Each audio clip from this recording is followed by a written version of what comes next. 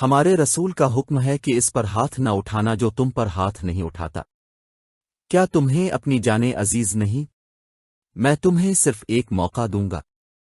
تیروں کی ایک اور بوچھاڑ آئی۔ ہم تیرے رسول کے حکم کے پابند نہیں خالد۔ اکرما نے للکار کر کہا، ہمت کر اور آگے آ۔ ہم ہیں تمہارے پرانے دوست صفوان اور اکرما، تو مکہ میں زندہ داخل نہیں ہو سکے گا۔ خالد نے تیروں کی دوسری بوچھاڑ سے معلوم کر لیا تھا کہ دشمن کہاں ہے۔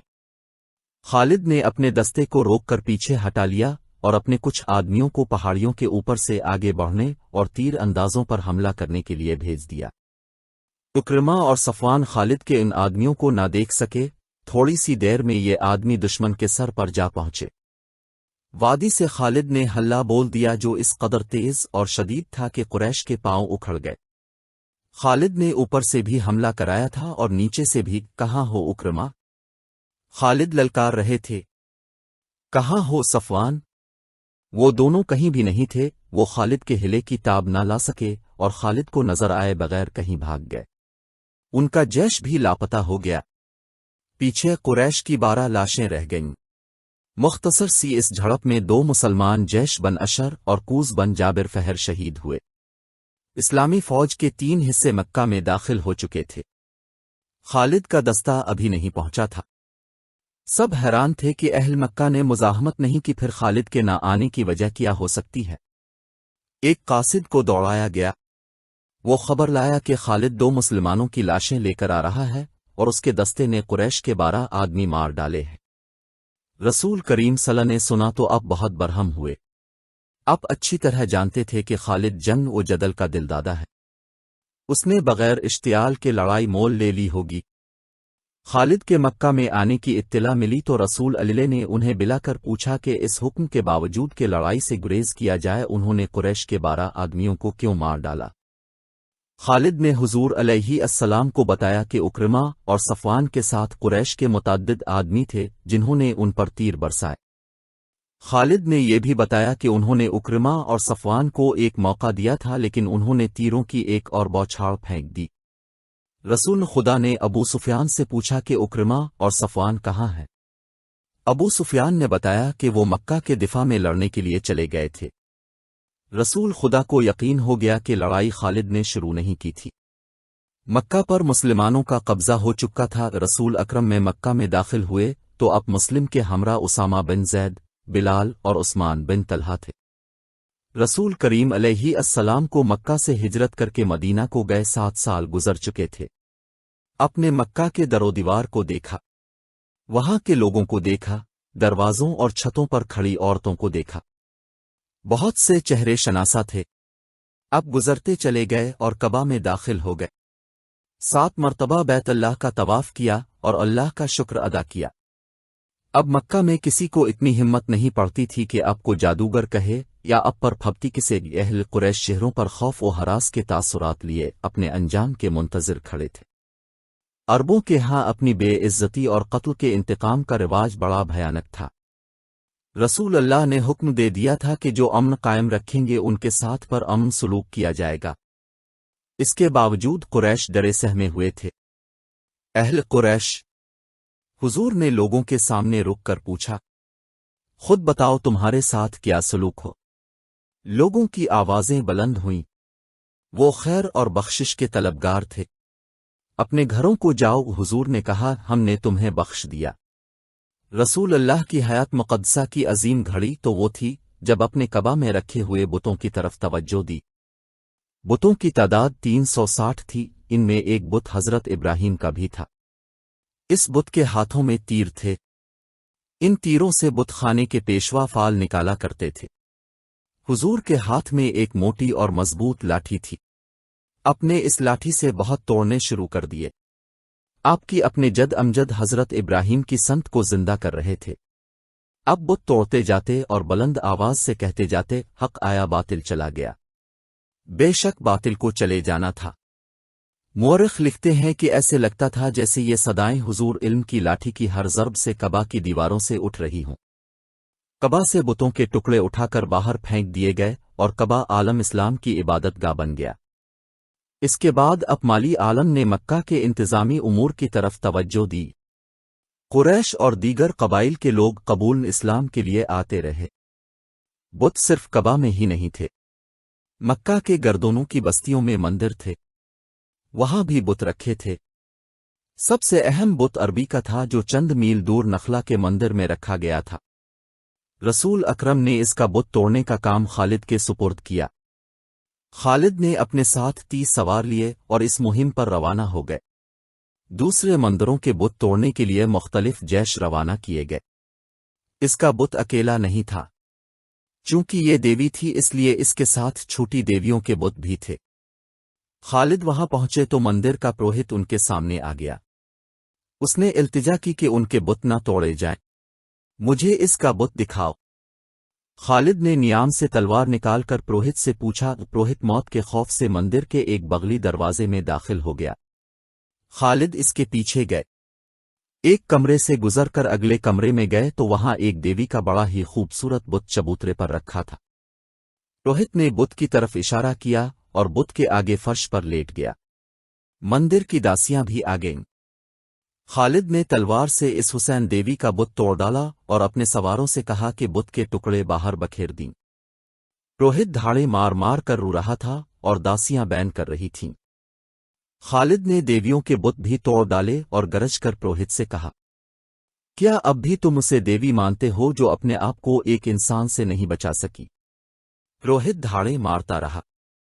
خالد فاتحانہ انداز سے اپنے گھوڑے پر سوار ہوئے اور اپنے سواروں کو واپسی کا حکم دیا۔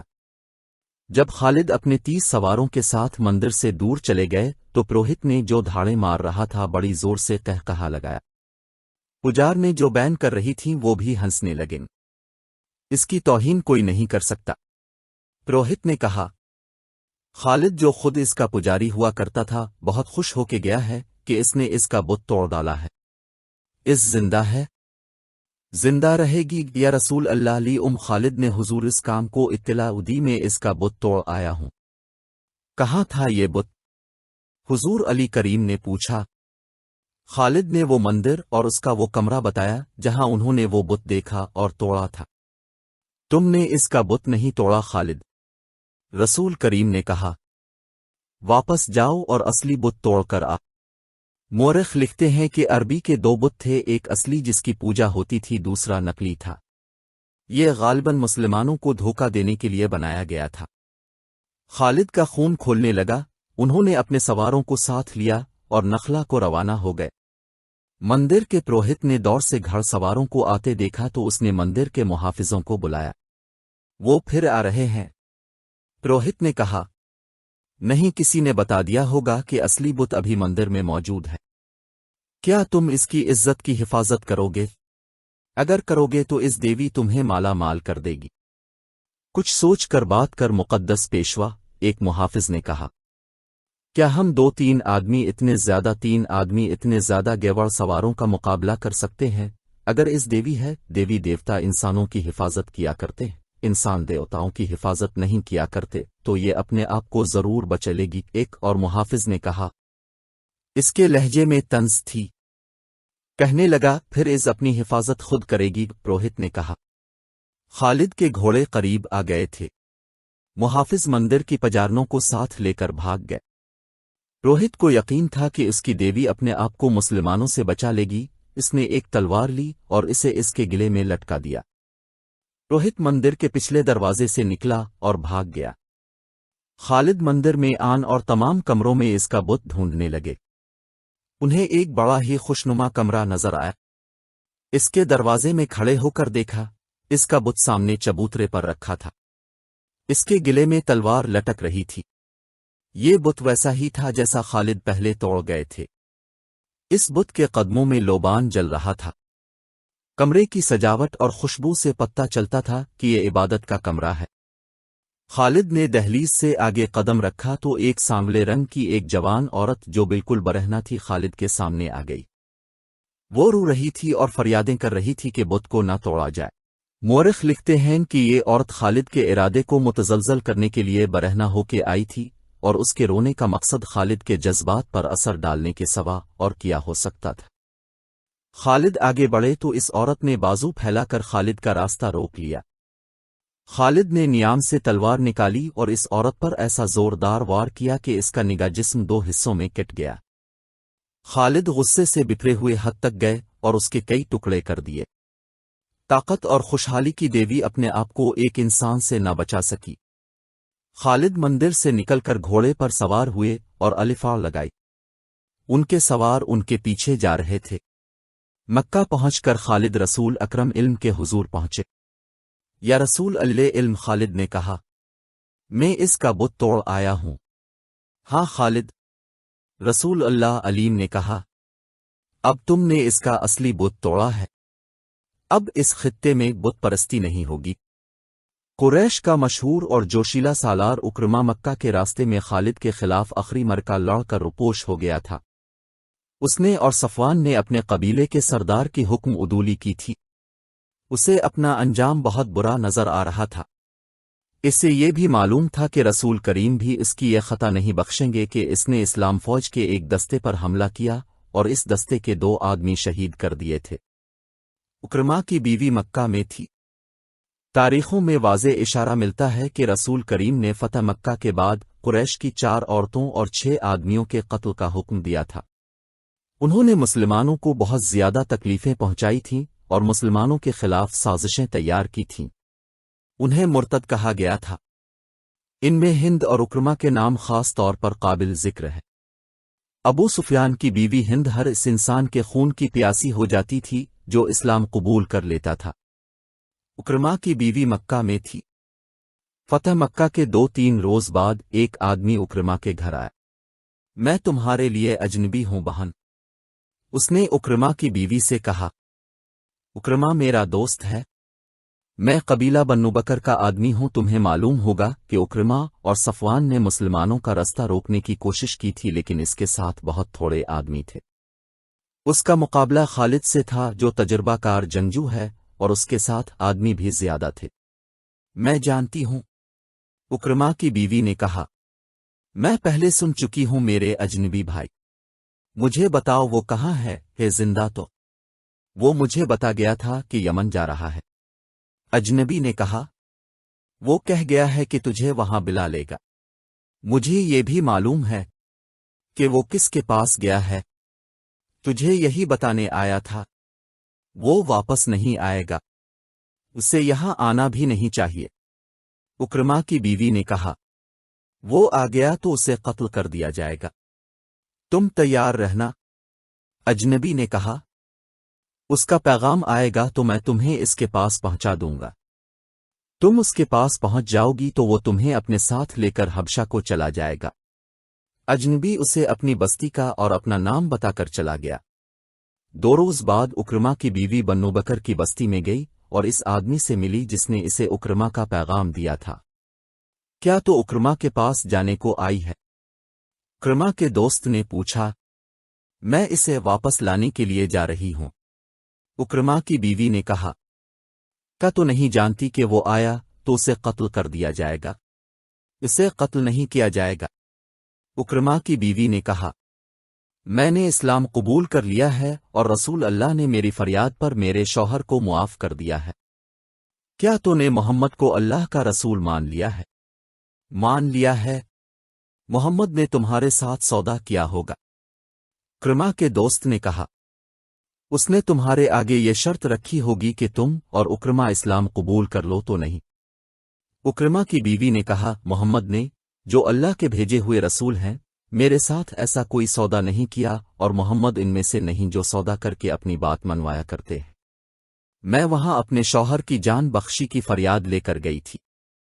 یہ وہی محمد ہیں جنہیں میں بڑی اچھی طرح جانتی تھی، لیکن اب میں نے آپ کو دیکھا تو میں نے دل سے کہا کہ یہ وہ محمد نہیں جو کبھی ہم میں سے تھے۔ یہ محمد جن کے پاس میں اب فریاد لے کر گئی۔ آپ کی آنکھوں میں مجھے کوئی ایسی چیز نظر آئے جو کسی اور انسان میں نہیں ہوتی۔ مجھے ڈر تھا کہ محمد جو اللہ کے رسول ہیں کہیں گے کہ یہ اکرما کی بیوی ہے، اسے یرغمال بنا کر رکھو تاکہ اکرما آ جائے اور اسے قتل کر دیا جائے، لیکن اب نے مجھے ایک مجبور عورت جان کر عزت سے بٹھایا۔ میں نے فریاد کی کہ فتح آپ کی ہے، میرے بچوں کو یتیم نہ کرے۔ میرے شوہر کی بد علیہ السلامدی کی سزا مجھے اور میرے بچوں کو نہ دے۔ اپ نے کہا میں نے اکرما کو معاف کیا اور معلوم نہیں وہ کون سی طاقت تھی جس نے مجھ سے کہلوایا کہ میں نے تسلیم کیا کہ محمد اللہ کا رسول ہے۔ اب میں اس خدا کو مانتی ہوں جس نے محمد کو رسالت دی ہے، اور تو مسلمان ہو گئی؟ اکرما کے دوست نے کہا ہاں۔ اکرما کی بیوی نے کہا میں مسلمان ہو گئی، مجھے اس کے پاس لے چل میرے شوہر کے دوست، میں اسے واپس لاؤں گی، میں دوستی کا حق ادا کروں گا۔ اکرما کے دوست نے کہا چل میں تیرے ساتھ یمن چلتا ہوں۔ کافی دنوں بعد اکرما اپنی بیوی کے ساتھ مکہ میں داخل ہوا۔ اپنے گھر جانے کے بجائے حضور کے پاس گیا اور اس نے اپنے کیے کی معافی مانگ کر اسلام قبول کر لیا۔ اسی روز صفوان بھی واپس آ گیا، وہ بھاگ کر جدہ چلا گیا تھا۔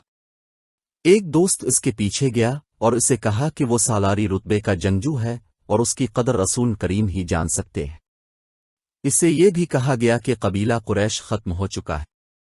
صفوان تلوار کا دھنی اور نامور سالار تھا، وہ اپنے دوست کے ساتھ مکہ آ گیا اور اس نے رسول کریم کے حضور پیش ہو کر اسلام قبول کر لیا۔ ابو سفیان کی بیوی ہند ایسی عورت تھی جس کے متعلق سوچا بھی نہیں جا سکتا تھا کہ اسلام قبول کر لے گی۔ رسول کریم نے اس کے قتل کا حکم دے رکھا تھا اور وہ روپوش تھی۔ ابو سفیان اسلام قبول کر چکے تھے۔